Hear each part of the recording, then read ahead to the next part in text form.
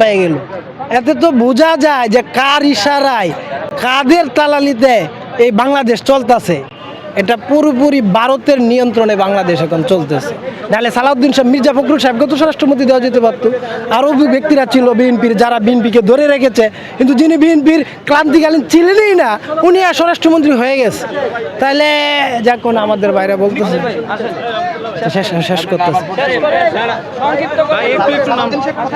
সারা, সেটাই তো বলতেছি।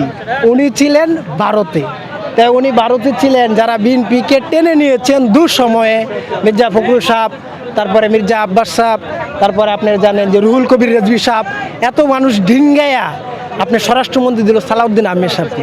এর কারণটা কি? এর কারণটা হলো ভারতকে খুশি করা।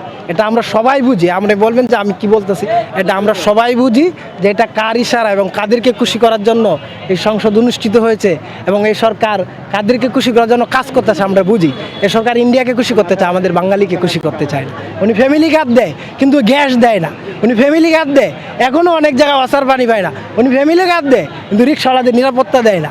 এগুলো যাক, সাংবাদিক আমাকে অনেক, আমার নাম মোহাম্মদ মনির মিয়া, জুলাই যুদ্ধ। তাহলে আসি ভাই।